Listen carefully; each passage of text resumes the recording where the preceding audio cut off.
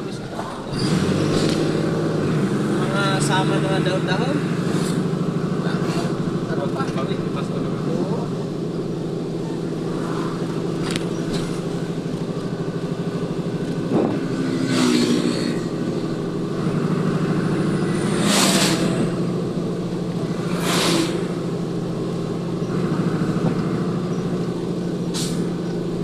Hiya na ano, hiya lang ako manay ano eh, manay kain ako ano.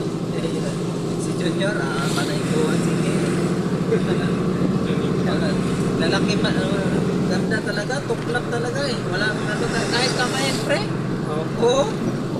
Yung pag ganyan mo tapos kamain mo na lang naman. Pinakamay ko nga eh para pag diretsong ganun ko. Kapal pa ng laman. Gandang tanim nitong ano sabi ko kung may lupa lang o Kahit magpabulok ka ng 10 piraso, hindi ka maghinayang pa may tumubo. Kasi lahat, hindi naman na lahat tutubo eh. Meron yan ang pabulokin mo yung kahit hindi mo nabawasan ng laman.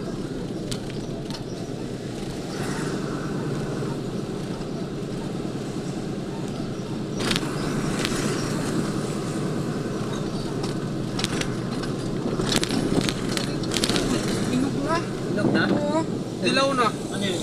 Sa senyorita. Oo, ano na, may dilaw na. Yung senyorita, Yung kurikit, sabi ko ba? Kurikit? Kurikit sa amin yan eh. Maliliit. Oo, maliliit.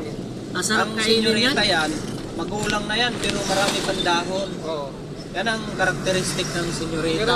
ang senyorita dapat, hindi dapat uminog sa puno. Kasi pag uminog sa puno, marami nang may biyak yan. Kailangan tansyado mo na hindi siya mabiyak. Magulang na siya, pitasin mo na. Tulad ng ano, minsan itong saka, naubos na lang yung ano, dahon, Oo, hindi pa magulang. pag-anong gulang. Technique sa iba para mabilis ano, kuhaan naman nila ng dahon, halos ubusin na nila kakakari. Bawasan. Para kami ayaw na yung napipilit. Pabayaan lang ah. Pabayaan lang kami siya.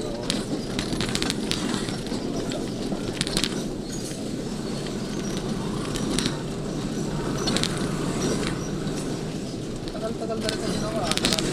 Tagal na to ginawa. Wala. Huli kong biyahe, ginagawa na to eh.